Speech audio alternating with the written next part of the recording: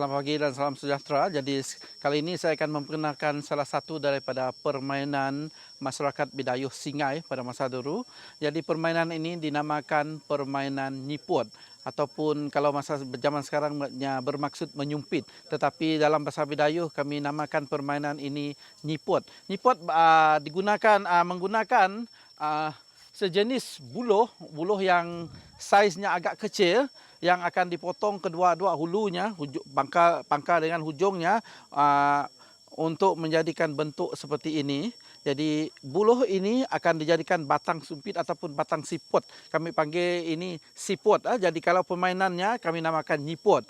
Jadi nama bahan ini kami namakan siput. Siput. Jadi siput ini dibuat daripada buluh yang telah dipotong kedua-dua hujung, pangkal dengan hujung untuk mendapatkan lubang, kedua-dua bertembus lubang ini. Dan selain itu, para pemain akan menggunakan tanah liat yang akan dilekatkan di buluh ini, di batang sumpit ini, batang siput ini sebagai peluru. Peluru ini dia peluru dia. Okey, jadi permainan ini biasanya dilakukan, dimainkan oleh beberapa budak-budak lah untuk mengisi masa lapang mereka. Jadi apa yang mereka main, setiap daripada pemain tersebut akan cuba mencari tempat persembunyian. Jadi mereka akan saling sebagai medan pertempuran. Jadi setiap pemain akan cuba menyumpit kawan masing-masing. Jadi mereka akan cuba yang terbaik untuk menyumpit supaya kena dengan pemain yang lain. Jadi maksudnya kalau pemain yang terkena sumpit tadi mengeluh ataupun meraung kesakitan, maksudnya mereka sudah kena sumpit.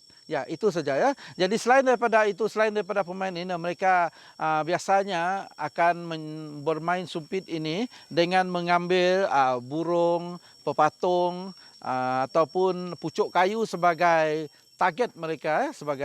Jadi mereka akan menunjukkan skill ataupun kepandaian untuk cuba mengenakan sasaran mereka. Jadi pada hari ini kita akan membuat demo macam mana permainan nyiput ini diadakan. Tapi kali ini kita akan menggunakan target ini sebagai target permainan kita pada hari ini.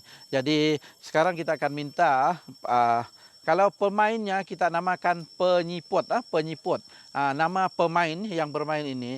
Kalau pemain ini namanya nyiput, yang ini siput, yang menyumpit itu namanya penyiput.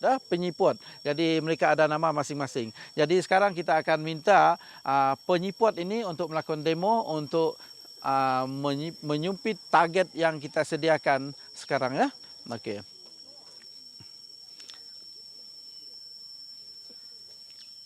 Okey, mereka akan target.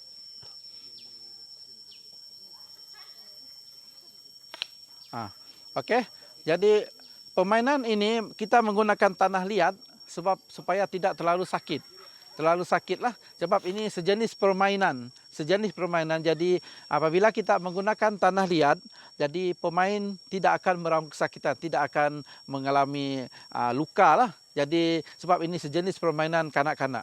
Jadi sebab itulah mereka menggunakan tanah liat yang digulung sebesar biji peluru ini untuk dijadikan peluru siput ini. Okey. Jadi pemenang akan dikira dengan berdasar berapa banyak sasaran mereka yang kena. Maksudnya kalau mereka dalam kumpulan, berapa kali pemenang akan dikira berapa kali sasaran mereka mengena. Itu yang dikirakan pemenang. Okey? Maksudnya kalau dia dapat menyumpit ke semua pemain lain, maksudnya dialah pemenang untuk permainan itu. Jadi permainan biasanya dilakukan sebelah petang lah, semasa budak-budak mengisi masa lapang. Jadi permainan ini memang permainan untuk budak-budak terutama di kawasan Singai. Jadi inilah yang dinamakan permainan nyiput oleh masyarakat Bidayuh kawasan Singai.